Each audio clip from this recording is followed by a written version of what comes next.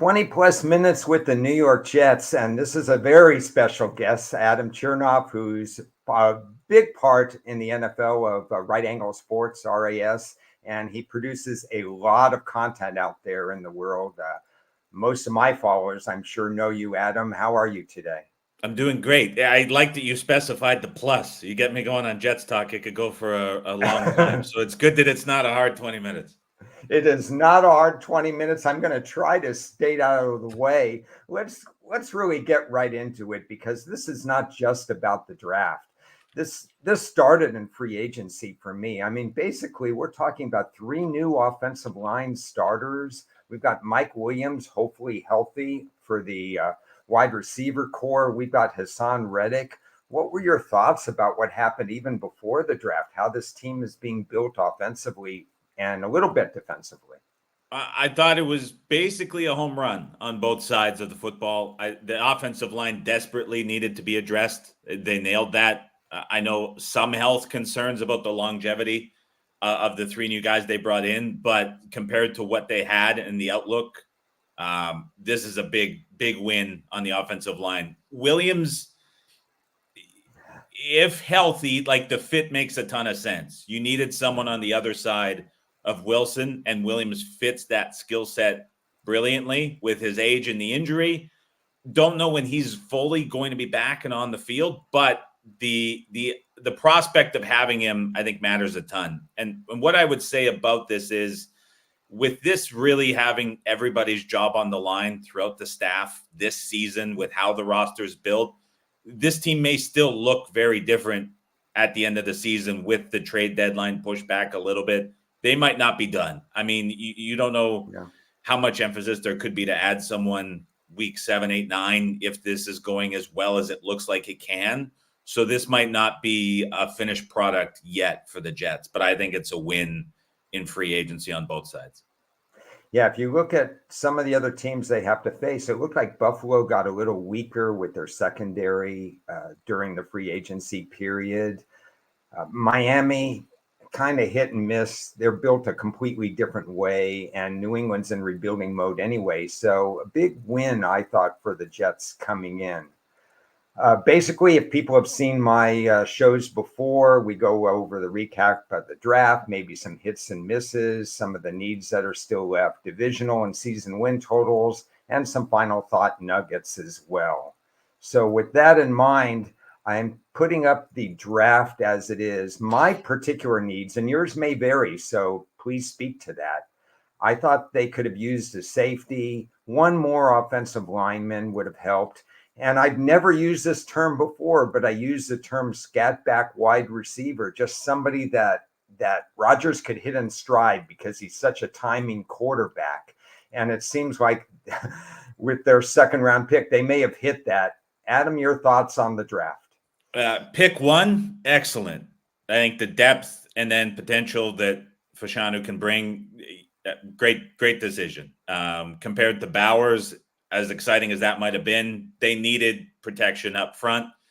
Rodgers can make a lot of wide receivers a lot better than they are, but he's not going to be able to do that if there's no protection up front. And like I said, injury concerns with some of the free agents.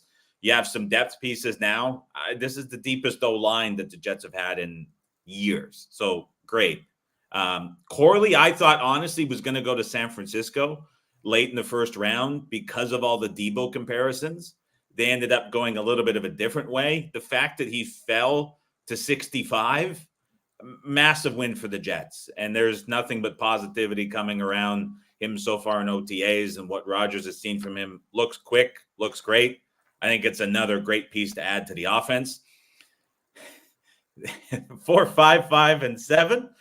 I don't know. I mean, there seem like just complete shot in the darks. I'm not excited about any of them. Now, Stigers in the CFL, I'm familiar with him. Rookie of the year, made some fantastic plays defensively. How does that translate from the CFL to the NFL? Major question mark. I mean, the raw talent is there, and maybe in this defensive scheme with the guys around him, he can potentially develop into a great player. But I mean, I don't think we needed 2 running backs. I say we because obviously a Jets fan myself. And then Jordan Travis off the ankle injury. I don't know what that looks like. So I'm excited about 2, Ron. Stiggers could potentially be excited about 3. Everyone else in the draft just seems like a bit of a miss. Yeah, I'm confused with the 2 running backs. They drafted one last year. I'm not going to try to pronounce his name, out of Pittsburgh. And he was one of the guys I was hoping he wouldn't have gone to the Jets, because I was pretty excited about him. I thought he would be buried like he was on the Jets. Now he's buried even further. They've got 4 running backs, including their lead running back, expected to do great things this year, off, one further year removed off injury. I don't know why 2 more running backs. I'm not sure, and that may be an attempt to kind of recreate what you had with Rodgers and Jones in Green Bay. But to me, that fits very well to what Breece Hall brings to the team right now. Breece Hall is legitimately, I would say, number 2 behind Christian McCaffrey for Offensive Player of the Year. He was only behind McCaffrey last year for yards from scrimmage, and he was playing in the worst offense that the Jets put on the field last year. So to me, there's an extremely high ceiling with Hall. I don't know. And again, I'm not a massive college football guy. I don't know much about Allen. I don't know much about Davis. And so I can't really contribute a whole lot here, but just position-wise, you think about adding 2 running backs when you have some depth at that position already. Don't know what you're getting there. Perhaps could have gone O-line to further sort of bolster the depth there a little bit more. May have liked to see that, but I don't know what the outlook here is with taking 2 running backs. What about safety? Are you in agreement with me or disagreement with me that maybe they could have addressed safety? A little bit indifferent, just because of the scheme that they have with this kind of old Seattle scheme that Saleh sticks to and runs. It kind of negates the need for that traditional type of safety that I think you might look for when you're looking at either Chuck Clark or Tony Adams and saying that top line talent isn't there, but a lot of DBs on the field. And so a lot of versatility in how these guys can play, especially now that there's rumors that Gardner might end up traveling, which is a little bit different for this scheme. Mm-hmm. Typically, it's a very similar alignment on each, and cornerbacks kind of stick to their side of the field. But if Gardner ends up traveling, then that kind of eliminates the need for extremely strong safety play as is. But I think both Clark and Adams fit into the scheme quite well. Not too concerned about that. Any other insight you want to share about Stiggers? That you saw him play a little bit because, like you said, he was in the Canadian Football League. What can Jets fans expect from him? Very physical, very aggressive. He plays a lot bigger than he looks on the field. He's about 5'9", but very fast, very quick. It'll be interesting to see, because he didn't have traditional college experience playing in the U.S. college system. And so coming from the CFL, it's a leap that really not a lot of defensive players, especially at this position, off the top of my mind, have ever taken. And so I think it's a huge wild card to what he can turn into be. But again, like, you put him behind a guy like Sauce Gardner in practice dealing with what the Jets have on their defensive staff. It's an interesting developmental prospect that could turn into something and turn out to be a good value. But I think there's a lot of uncertainty about taking that leap from the CFL into the NFL. So we have 2 new running backs, still a young running back group as a whole, if you put them all 4 together. A couple new wide receivers in Williams and Corley. A brand new offensive line almost. At least 3 of the positions are going to be new. Same offensive coordinator, Nathaniel Hackett. Now, I know Aaron Rodgers probably runs the show, but what are your thoughts overall on the contributions of Hackett? Is there going to be more than just the fact that Rodgers likes him? It's interesting with Hackett, because I would say the perception of him has changed greatly in the last 2 seasons compared to what he was coming out of Green Bay. So to me, the year in Denver, Ron, is a bit of a pass, because he gets put into that scenario as a head coach. To me, a lot of offensive coordinators that had a lot of success should stay as offensive coordinators. I think the league should go that direction, where there's compensation or just anything that keeps great OCs as OCs. Detroit's a perfect example, keeping Ben Johnson, who's ascending, already is one of the top play callers in the league. Keep him as OC. I think that's where he should be. So like that leap for Hackett seemed extreme. And I further give him a bit of a pass for Denver because Sean Payton couldn't fix it either last year with Russell Wilson and the mess that came there. So I think everybody remembers how bad he was in Denver. And then last year, I think he gets a bit of a pass too because of the injury, 4 snaps into the season. That completely changed the entire offense. I don't think he's as bad as he is being made out to be. And I think the last 2 years make him look a lot worse. Rodgers is absolutely going to be running a lot of the show up front. But again, now it's a difficult system that there's been a long history of players struggling to develop in. That kind of got a full year for everybody to get comfortable in because a lot of skill guys returned to the team from last year. I think I'm more optimistic about Hackett and his contributions to the offense in 2024 than I think most are. We have not only Rodgers, but we have Kirk Cousins coming off Achilles injuries. And week 1, every game matters, especially in the AFC, because there's so many high-level contenders. What are your expectations for Rodgers? Do you think he gets better as the season goes on? Where do you think he is? I know he's doing all the off-season work. Yeah, full off-season participation. I think he would have been back late last year if the Jets were still contending. I don't think that was him trying to overblow the situation and the drama that he's kind of provoking at the latter stage of his career, to put it lightly. I think that was real and he would have come back. And so to me, the Achilles injury that he suffered, I don't think is going to be as impactful as if it were an upper body or a throwing arm issue that he may have suffered in an alternative situation. So I think there's a guy of Rodgers who is probably more personally motivated to prove that he can still play after suffering an injury than I would argue any other quarterback coming off of an injury has had. Like he's built up so much around his health, his ability to recover, and now he's kind of taking this big villain role in media, honestly. I think there's a ton of motivation there for him to get it right. And the talent and the release that he has and the mechanics he operates, I think he's going to be the Aaron Rodgers that we know. I mean, call me overly optimistic and kind of being a homer in that sense, but I think if there is a guy at his age equipped with the mechanics and the motivation to come back and have a great season after that injury, I think Aaron Rodgers is top of the list.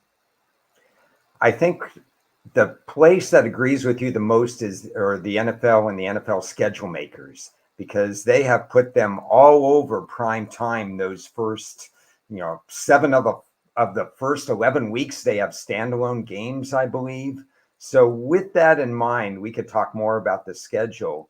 Divisional outlook. This thing opened around plus 275. It's now roughly about plus 200, plus 210. I thought plus 275 was outrageous, to be honest. I thought that Buffalo would slide back a little bit. Miami just isn't a deep enough roster. What are your thoughts in terms of season wins, roughly 9.5, and divisional outlook?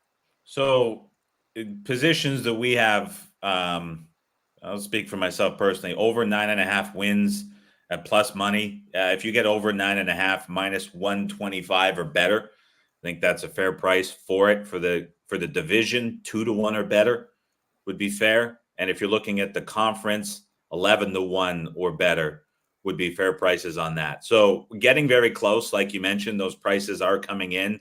I don't think they're fully to their potential yet. Something that I've heard a lot from people that I respect, bettors in the industry, is that the Jets come with a ton of variance. And so a lot of sharp bettors that I know very much looking at alternate win totals, just because it's a team that probably has a much higher ceiling is being forecast. You think 9.5 wins, but you have a roster that a guy like Mike Clay has number 2 in the NFL. And so if this team plays out to be the second best roster, 9.5 wins doesn't price that correctly. But alternatively, if you're looking at this and saying it's a 40-year-old quarterback off an Achilles injury for a team and a franchise that just hasn't won anything in 15 years, they're probably to the point where you could say that it's becoming a bit of a public team and the price is too high and there's value on the under. So the kind of consensus that I get is I'm either hearing that this is going to be a disaster or this is a team that's greatly underpriced. So I think there's a lot of variance in that regard. And if you want to get to the schedule, I think there's some interesting quirks in that as well. Yeah, let's get to the schedule, because I have no doubt that Rodgers has that mindset that he could go from one game to the next. But I kind of did a little bit of a double take when the schedule came out, because the NFL wasn't that concerned to me about player safety this year, with 3 games in 10 days, 3 games in 12 days for a whole mess of teams. What's your take in terms of how the Jets schedule was dealt, especially before the bye? I don't really have a lot of take on the timing, Ron, but what I would point out is the Jets' unique games specifically from the schedule: Steelers, Vikings, and Broncos. All 3 of those teams are going through quarterback changes. I think there's a lot of uncertainty about the offense. The Pittsburgh game is in early October. The Vikings and Broncos, the Vikings game is early October, and then the Broncos is late September. So not only do those unique games likely play easier than expected, but there's also, I think, potential around like how quickly do these offensive systems with the new quarterbacks get installed. And so even when you're looking at those, like the Minnesota game is the Europe game, and you have the Pittsburgh game as a Sunday nighter, and like there's spots where those are tough timing wise spots when you look at it in the prime time and how that's laid out.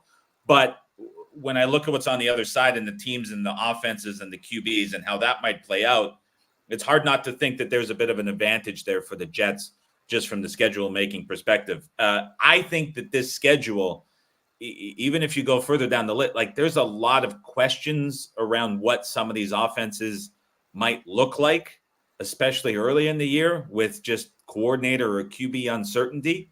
A lot of switches. Teams like Tennessee, week 2, there's a ton of new pieces on that offense too. The Pats, week 3, like brand new coaching staff, complete regime change and overhaul.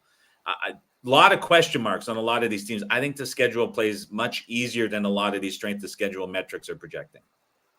I like that perspective, thinking of it that way, especially when I think of the Jets. I think this is one of the 3 best defenses in the NFL right now, so they can adapt, especially if they're going to face a lot of new offenses, new schemes. Do you think there's any learning period, or I'm not sure how I would phrase it, but when you have 3 new offensive linemen starters, they're not going to know each other's moves right away. Do you think there's a learning period that the Jets offensive line will have to go through? Definitely. And it's going to be tested week 1 against the 49ers on the road. So there's no time to sort of settle in and get comfortable. Now, Tennessee, New England, Denver, Minnesota, you've got some pretty high blitz rate coordinators in there as well. That's going to really put pressure and test the offensive line quickly. I think the best way to negate that is probably Rodgers at the line, how quickly he can get rid of the football, some of the quick passing concepts that at least seem to be being put through the paces in a lot of the OTAs, especially with the addition of Corley. It seems like there's quite a focus on getting the ball out a lot quicker. So that could be a way to negate it. But yes, certainly the O-line and those new pieces are going to be tested very early with some of these coordinators early in the like you're talking about the Niners, you're talking about the Pats, the Broncos, and Minnesota. Going to be a lot of pressure early to deal with. Now, well, we know Rodgers' season lasted 4 snaps last year, and certainly they're going to try to put a lot of pressure on him. But maybe they don't, if they don't get to him this year, that's going to be a problem. Jets are going to love that. My final thoughts are in this particular slide, and then I want to get your commentary and then your final thoughts as well. Obviously, we saw big gains prior to the draft. Random stat, I believe I saw -8 fumble ratio. I'm really into these random stats because you pick up free points if you just fix that fumble ratio. So I like that from a positive for the Jets standpoint. We didn't completely talk about it, but the uncommon opponents, Denver, Pittsburgh, and Minnie, they're very manageable as compared to Buffalo and some of the other teams, especially any team that the AFC North has to face because of their brutal schedule. The schedule pacing, yeah, less than ideal in terms of short week road games. There's a couple pretty early. And then we didn't talk about tight end as much. I'm curious also what your thoughts are. Do they have enough in the tight end room? So, Adam, the stage is yours. What are your final thoughts?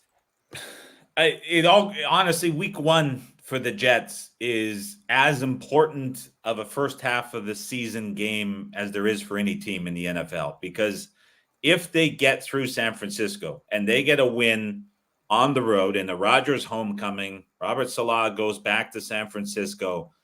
To me, that sets the path for a run for the Jets. It'll just kind of settle everything down, and then you have 4 games to follow that are very winnable, and the Jets are going to be considerable favorites in those. If you get through San Francisco week 1 and everything kind of settles and it's like, okay, here we go, the Jets could easily be 5-0 going into that Buffalo game, which at home is a game that they're probably going to be a slight favorite in. This could the importance of week 1 can't be overstated enough for the Jets. If it goes the other way, you could see a lot of turbulence early because there's so much pressure to get things settled here. So that San Francisco game week 1 to me is massive for the Jets. And there's been some interesting betting around that too. But again, like you get through that for New York and you look through the rest of September and October, a lot of wins on the table for the Jets in those first 2 months of the season.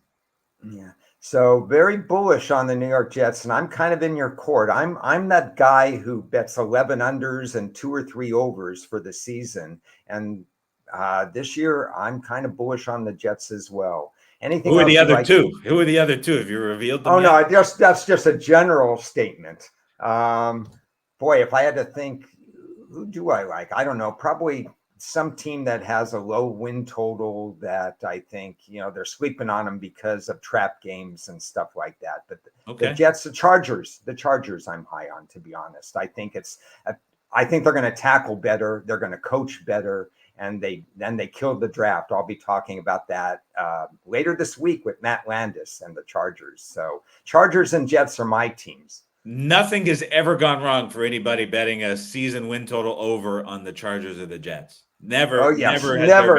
Absolutely, yeah. This will probably be my first time betting over for either team. So what could go wrong? What could go wrong exactly?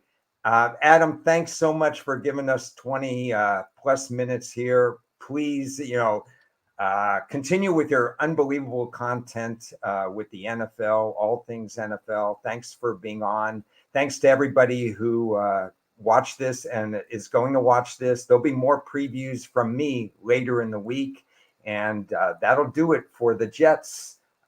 Bullish on the Jets. We'll go from there. Thanks, Ron.